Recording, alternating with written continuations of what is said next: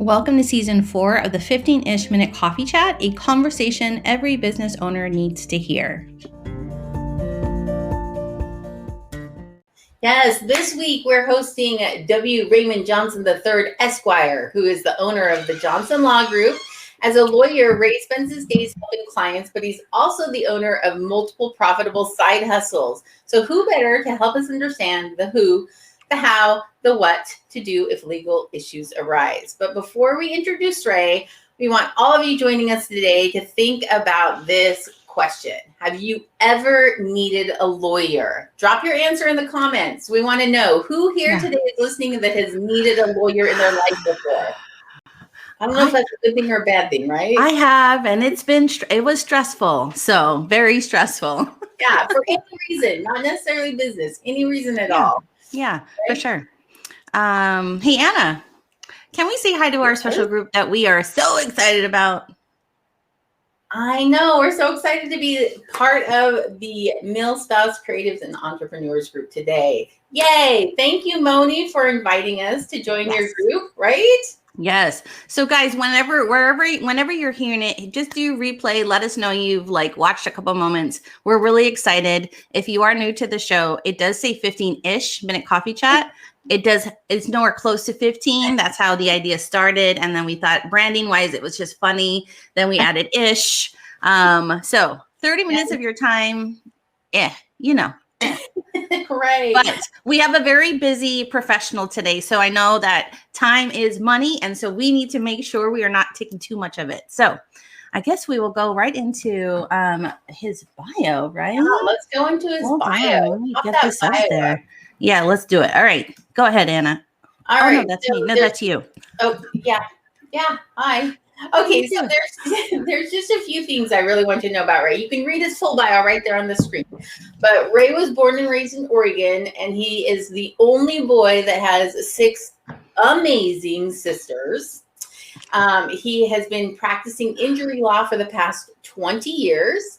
He's married to his beautiful wife, Stephanie, who you see in that picture with him. And they have 4 lovely children, and they live in Mesa, Arizona right now. And he would like to be called Milord throughout this entire coffee chat. So I don't know. Did we bring the right person on? Milord? Yes, I know. It's one of those things you put in there. I was like, okay, let's see how this works today. So my gosh. We called him Milord. He would refer to us as Miladies. So we'll see how that goes, right? That's hysterical. I love it. Okay. Well, let's without further ado, let's bring in Ray. Milord Johnson. Oh. Ta-da! There I am. Hello. Good morning. Good morning, my ladies. I hope we said it right. Is it going to be my Lord Johnson or my Lord Ray? What would you prefer? I answer to my Lord Ray or Lord Creamsicle is my preference. Oh, gosh. That's hysterical. Well, welcome to our show. What we'd love to do to knock it out of the way so we can try to get into that 15-ish minute time frame. We like to do a coffee cup selfie with our guests. So raise whatever you're drinking, my Lord. And we're going to take a little, I love it. That's very essential every day. Have a cup of pens keeps the law people away. Is that what that would be? Okay, on 3. Evil spirits away, yes. Yes. Okay. 1, 2, 3. Oh, I love it. Okay. Awesome. Yes. Okay. What's up? Oh yeah, we gotta do it. Okay. Anna. Today we have a toolkit. All right. So we always bring in a toolkit from our guest. And our toolkit today is going to be time blocking. And when we asked our guest what is one essential item that they cannot live without, and Ray's item was his calendar. So tell us what you said about your calendar, Ray. My calendar. Basically, if it's not on my calendar, I don't do it. That's it. I put everything on there. Everything has to be there, and I have to have it planned out now, next week, a month, 3 months. And out. And I work off of a 3-month calendar. That's my key. So, yeah. So I think like for us, when we talked about the calendar, one of the things Selena and I talked about was time blocking. And I have a mentor that I meet with monthly, and she's amazing. But one of the first things we talked about was how she said, you have to block out time for certain things. You have to block out time, or your productivity, you're working all the time, you're working crazy hours, you're missing out on things. And so we came up with these 3 ideas for time blocking. Selena, do you want to take for sure. I think what we thought we liked is you ultimately become more productive at work because you give yourself hard stop limits. And I know a bunch of fantastic spouses in Moni's group talked about time blocking. So I love that we brought this up this week. You also have time committed to doing fun and relaxing things. I'm guilty because if I don't time block, I just kind of work. And then the third is you plan for and make time to do those tasks and projects that you may think you'll never accomplish. So, I mean, I think that's important for any profession, such as like what my Lord Johnson does. You know what I mean? He not just is a serial entrepreneur, but he practices law. So obviously that's really important to his clients, to making sure they're at the court on time, whatever, all the things, right? So Yeah. I will tell you that a few years back, I told my staff that I was going to block every Friday off so that I could play golf. And I blocked off my entire calendar. And that was that's been more than 10 years. And I don't think I played golf once in that 10 years. Oh my gosh. But they don't schedule on Fridays. That's the thing. But you did attempt to do it though. And so I think that's key, because I guess like when you talk about self-care for yourself, when you work so hard, it's so important.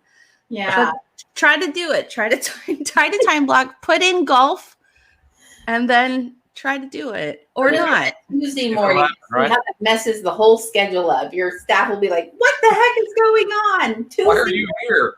You know what though, Ray, like you saying that though, it's almost like when you do that, it's like, in your head that if you wanted to, you can, because you've time blocked that moment out. So you can choose really what to do at the time, but you could be both, right?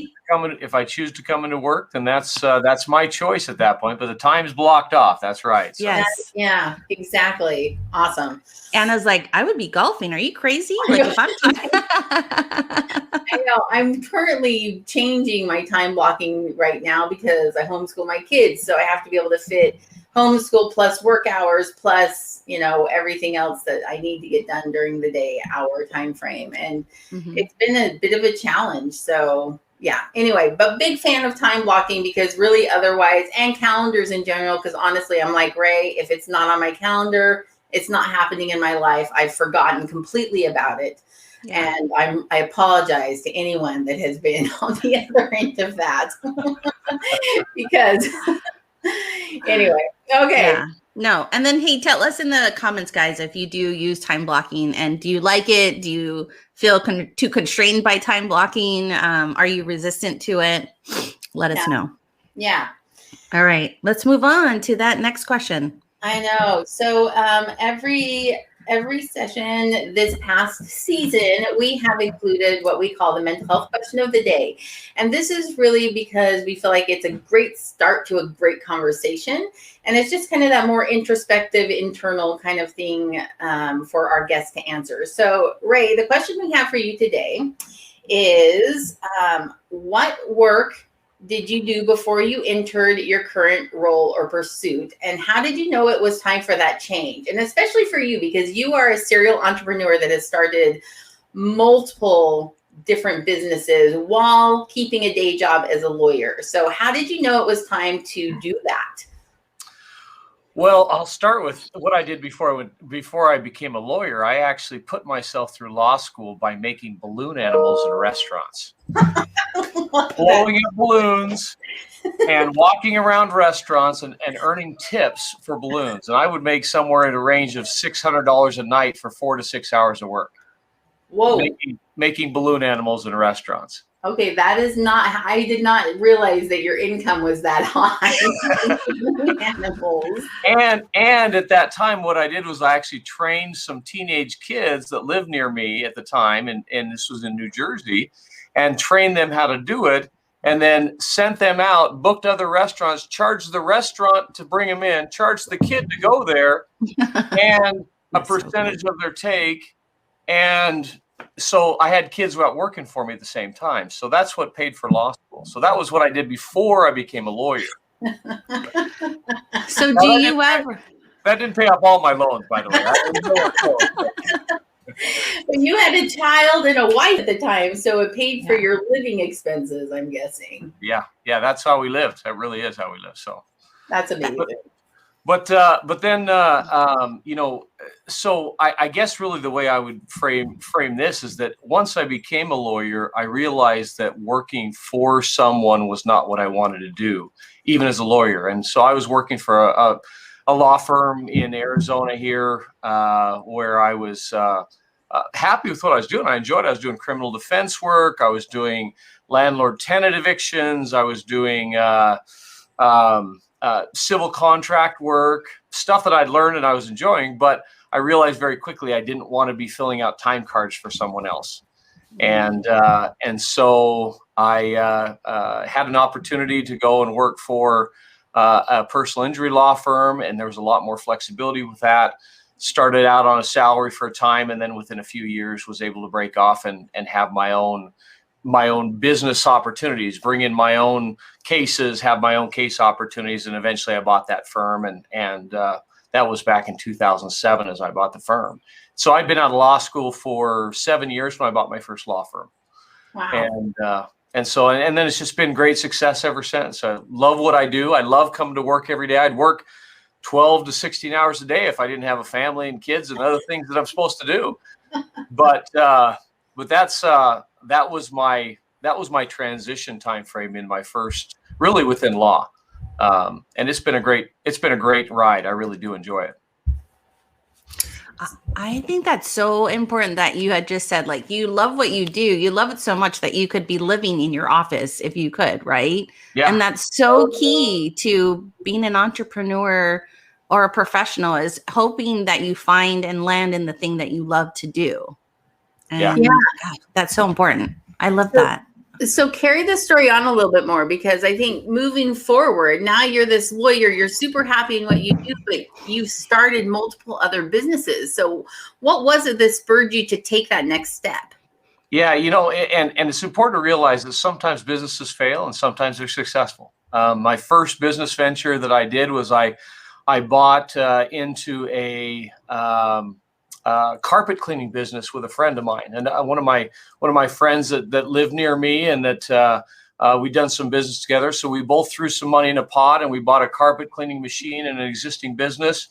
And one of the partners was going to run it. He was going to do all the work, and we paid him a salary to go out and do all the work. Well, that went on and on and on, but we never saw anything from it. The partner that was doing the work just did enough work to pay his bills, and that's about it. And we just didn't have the advertising or the different, opportunities to expand that. And eventually that business failed. Eventually that partner decided to leave, and he walked away. We hired another guy, and he ended up burning the machine down in his driveway. So you never know what's going to happen. All right. I mean, time for change. In the middle of that, we decided to expand into doing some home remodel work with that same group that I was working with. And that we did that right on the cusp of the bubble, and put about $50,000 into that, and then lost that in a matter of a few months. I mean, it was gone. So you got to remember that sometimes businesses fail and ventures fail, and you have to recognize that, listen, there is risk in everything you do, especially when you're putting big dollars into it. Yeah. But that was in the 2000s, and then in 2010, it was 2011, I should say. A good friend of mine that I'd gone to high school with, who had also moved here to Arizona, he and his brother walked into my law office and said, "Hey, listen, we have been running a pallet company, and we sold it to this guy about a year ago, and he's running into the ground. He closed the doors today. If you've got some money, we can partner up, and we can reestablish this business today, but we're going to lose the customers if we don't do it today. And so we talked about the parameters of it, and I made kind of an on the fly decision. It was literally like, you got to put money in the account today. We got to buy pallets today.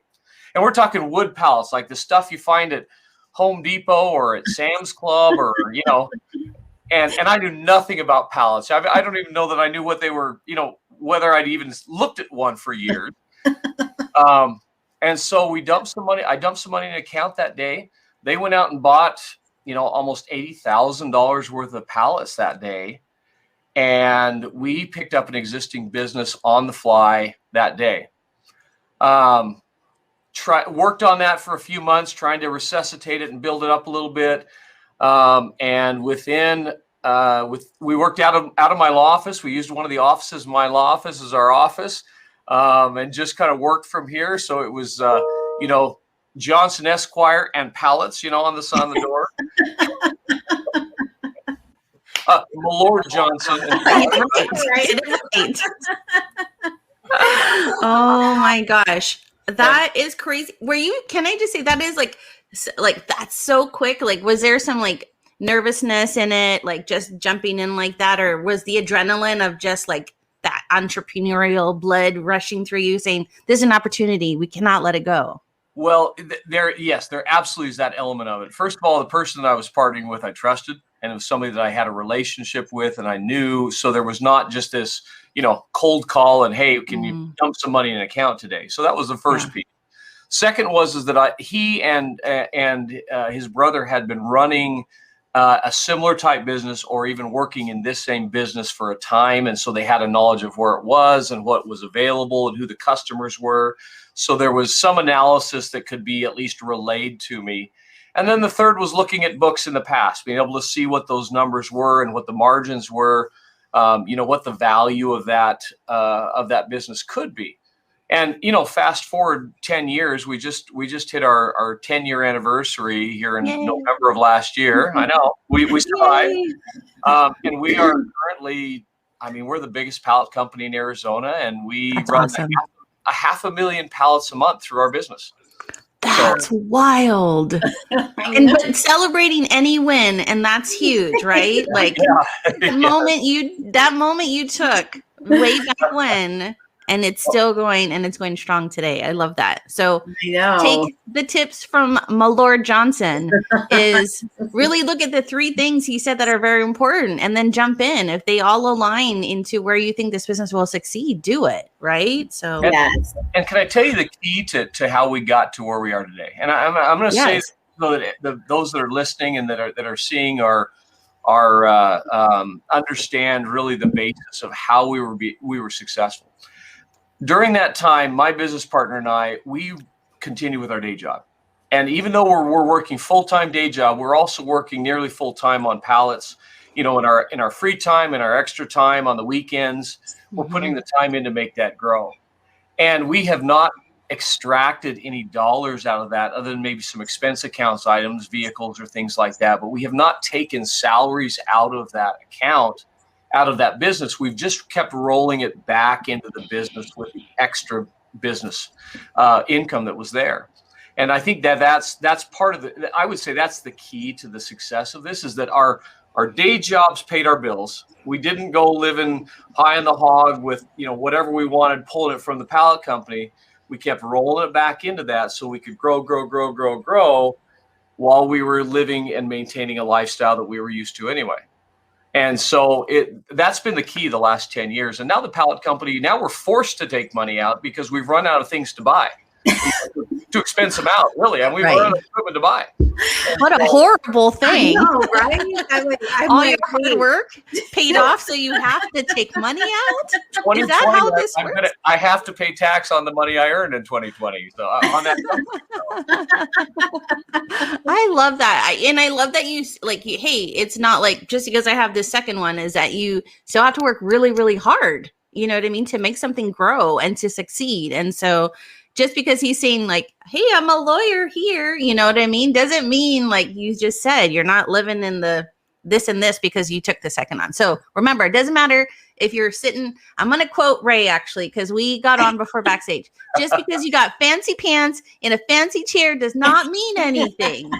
Right. Look at this chair, guys.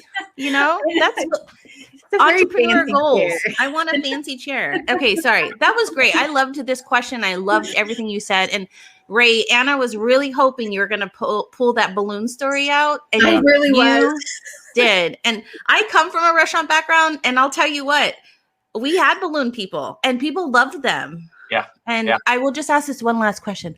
Have you ever had to do balloon art in your office, like with a client for some weird reason? Like, did you have to pull it out? Like, do you have balloons in your drawer? Is there a secret?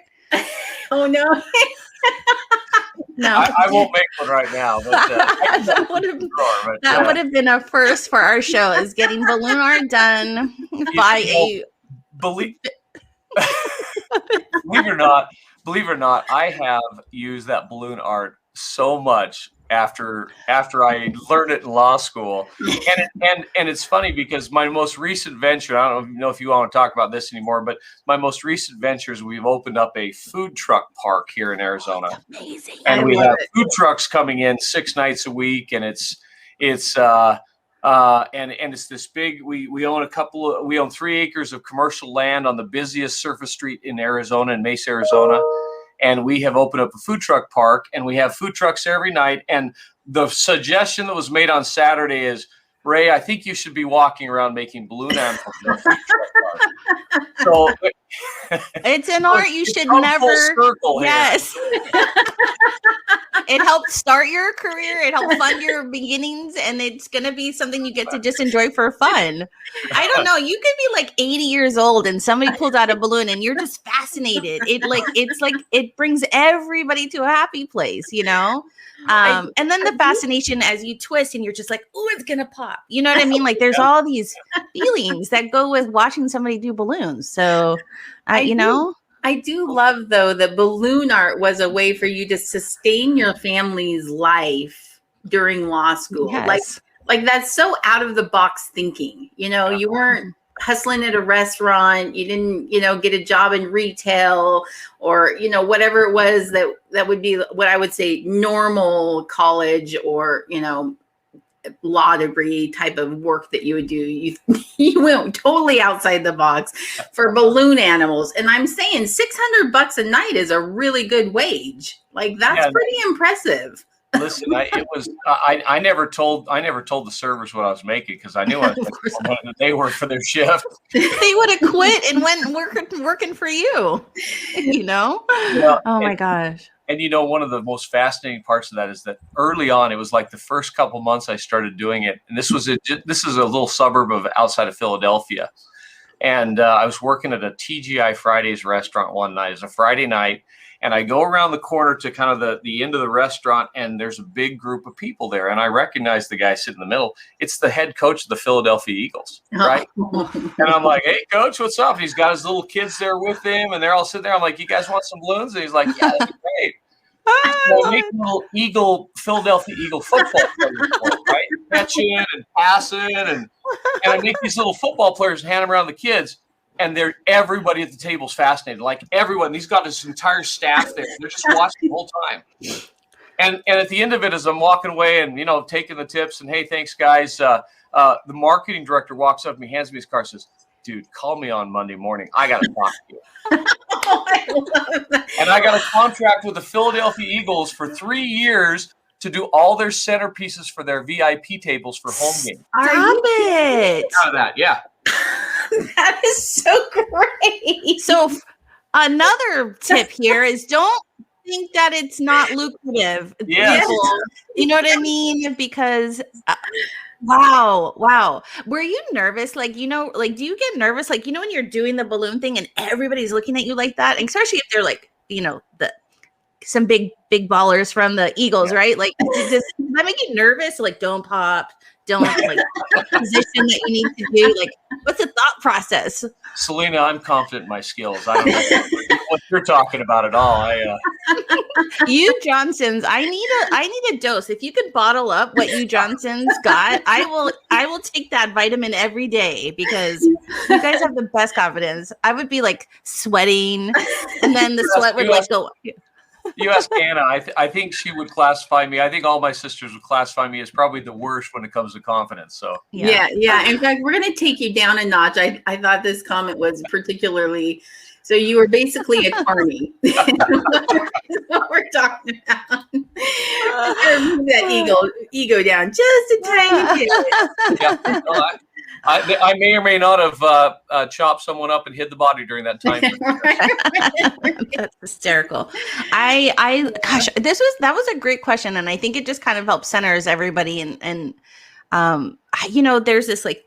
What I love is that you are open to this conversation, right? And talking to everybody that may have a question or be like, okay. I mean, it's going to lead into our espresso shot, which is on the Counsel side. But I love that we talked about all the entrepreneurial journeys that you've been on. Yeah. I mean, yeah. And guess what? I have just as much fun practicing law as I do the others. And so it's funny because that's kind of become my background gig thing because all these other things take center stage and they're new and they're exciting.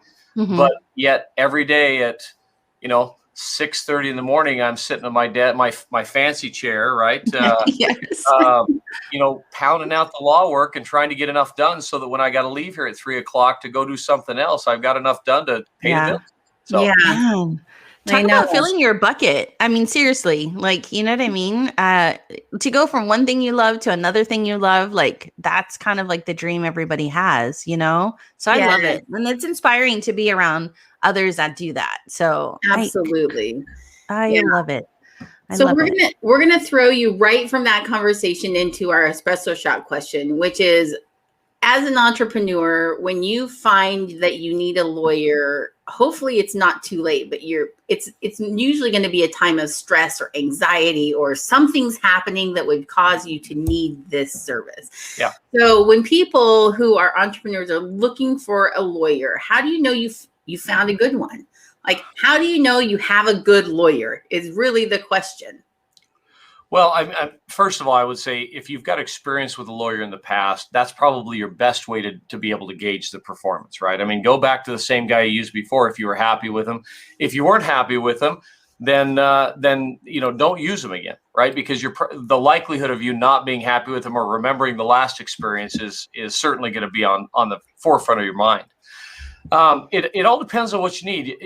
Lawyers, like doctors, have specialties, right? We do specific things that we're good at, and I'm really good at personal injury law. That's what I do. If somebody asked me to write a contract for them, could I do it? Sure, I could write a contract for you. But the reality of it is that's not my primary focus. And so I would probably refer you to a contract lawyer, somebody who does that and interprets those specifically. So that's the first thing is call someone that you know, call a lawyer that you do know and say, do you do this? Is this your specialty? And if they say, well, I can do it, or, the hem and haw type thing, then say, do you have someone that you would recommend or that you would go to do that same thing for me? Mm-hmm. And ask them a direct question like that. Don't be afraid to ask that question. The other piece of this is lawyers are expensive, right? I mean, and I want to make sure that people realize that, you can't hire a lawyer without expecting to pay the value of their time. And that's the hard part, I think, for a lot of people, especially small entrepreneurs is, well, I don't have $1,000 retainer, to be able to give the lawyer. How do I get this done? Call the lawyer up and say, listen, what's your retainer? What do you require? I need a contract written or reviewed or whatever it is. And then say, what's your hourly rate? Make sure you know exactly what the parameters of the agreement are. And then don't be afraid to say, you know what, I don't have $1,000, but I have $500 I could give you as a retainer. Would that be enough? And chances are that they may be willing to work with you to be able to establish the relationship, especially, again, if they worked with you in the past and you paid your bill, of course. A key factor there. Yeah. And I'll take the worst case scenario. The worst case scenario is you're getting sued, or there's something that, that someone has sent you a demand letter and they're threatening to sue you or something like that. And you need to have that reviewed. A phone call, a free consultation is exactly that. They're going to consult with you and they're going to give you some just thoughts off the top of their head. But for them to sit down and read that demand or read that letter and go through the whole thing in detail and really isolate what it is that your defenses or your reaction or action should be, expect to retain that lawyer. You're not going to get them just on the fly to give you the full answer.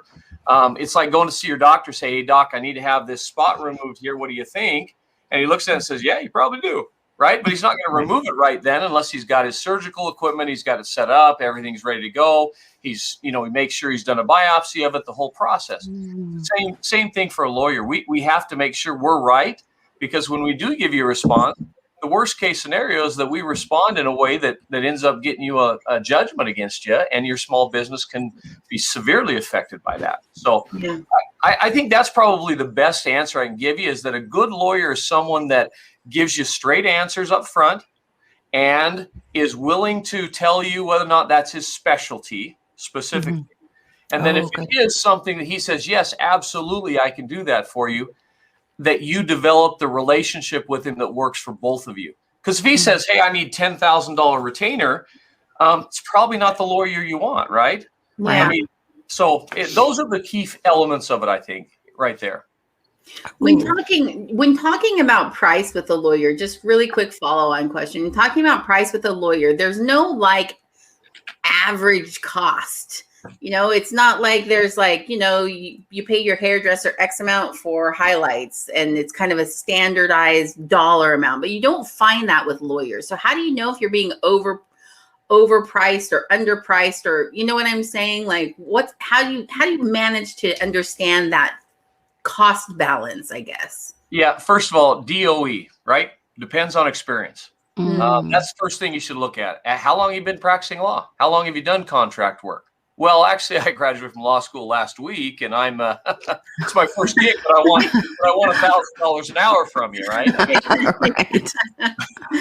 So that's the first thing is, how long have you been in business? How long have you done contract work? Find out how long they've been working. If they've got more than a couple of years of experience, they probably have knowledge there. But if they've got more than 10 years of experience, they probably are going to charge you a significant amount more, because they are some of the best in the business. You look at somebody like me, I've got nearly 22 years of experience in my field. If somebody comes to me and wants hourly work done for them in personal injury work, I charge them $500 an hour. Right. I mean, that's probably below a fair wage for the number of years I have in the business. But I work also on a contingent, and that's a lot of people think that contingents are normal in every area of law. They're not. They're only normal when you have a specific type of legal question, like an auto accident or some of those types of things. But when you're going, and I'm going to say contracts, keep saying contracts, because that's likely what everybody's worried about here. That you've got a small business. Those contract works, I mean, you should be looking to pay an average cost, and by average, it may be $150 to $350 an hour for the review of your contract and the work that's done. If you go and get somebody that's got more than 10 years of experience, that's really knows what they're doing, or with a big firm, you're probably going to pay $500 or more an hour for their time. And it just depends on who you're hiring and how aggressive you want to be. And don't be afraid to hire a local lawyer to defend your case, because a lot of sole practitioners or small law firms are guys that have worked for big firms before, that have done some of the big contract work. So that's the other thing, is where did you work before you were here? If they worked for one of the big law firms, one of the big national law firms, and you may want to look up what those national law firms are, say top 10 biggest firms in the United States. Oftentimes, if they've worked for Perkins Coie or one of the big firms that are out there, they have got some experience that's really worth the $350 to $500 an hour you're paying. They've done some multi-billion-dollar contract work cases where they've litigated in New York State or other places and have been a part of that type of really serious litigation work. So. Wow. Yeah. Okay. I have a question real fast. We have a bunch of nonprofits that are in the military spouse group.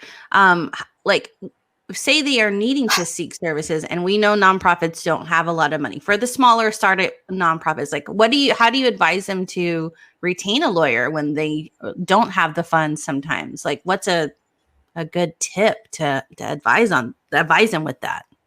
Well, and that's a great question. And I do have a couple of small nonprofits that I help run as well that don't have a lot of funding, right? I mean, the first thing is ask if they would donate their time. Don't be afraid to ask. Say, would you do this? Would you do this? Pro bono is the word. PRO, new word, BONO. Pro bono is the Latin term for free. For free, right? Yeah. For free. So pro bono, Do I say it like that when I ask? Like, can you do this? But only in a fancy chair. Okay, got it. No, but pro bono. Would you be willing to do the work pro bono? And if you've got a nonprofit that has a great community feel or a great community purpose behind it, or a military purpose behind it, chances are that lawyer will be like, sure, let me donate my first 5 hours or my first 10 hours to this for free or something. They may be willing to do it. Just ask them, show them what you do, show them what your business is, really show it off, and ask for a donation from them is what you're doing in essence, right? I'm hearing a pitch coming on here. This is where we got to get your pitch deck all ready to go so you can impress the people that you want to donate their time pro bono. Right. Right. Say, hey, listen, you call them up, say, hey, I'd like to meet with you. I've got this great nonprofit and we're looking for some legal help with it. And I'd like for you to, to ask you if you would be willing to offer some of your services pro bono. And I can put you in touch with other people that may be potential customers in the future. And here's what I can offer as part of that. But, I'm asking for you to help me with this particular issue pro bono or for free. So that I can try and get through this issue so I can be successful with the rest of my nonprofit efforts. Right. Yeah. Okay. So thank you for that. Because I think a lot of people in this group would find that useful because there are a lot of nonprofit runners, and no matter what, there is going to be some time in a nonprofit's life that they need to retain a lawyer. Yeah. So no, you're not going to get through. You're not going to get through any business lifetime without needing a lawyer. Right. Right. It is. Yeah. Ooh. Got a little comment that came in and says, if you don't ask, you can't ever get a yes, which is essentially what you're saying. If you don't ask if they can donate their time for nonprofit, and the same thing like what you said with startups. Like if you don't have $1,000 retainer, but you've got $500, ask. Yeah. If you don't ask, they can't say yes. You don't give them the option to make that choice. So listen, and that lawyer is just like every other business owner out there. If you've got $500 and he can sell his product for $500 versus $1,000, he may be willing to do it, right? He may do the whole thing for $500. Right. That's all you've got. So But be respectful of the lawyer's time and come prepared, like Anna has suggested, right? Don't come to Ray's office and say, can you just help me? Come and show them the statistics of your nonprofit, right? Like, or your business, or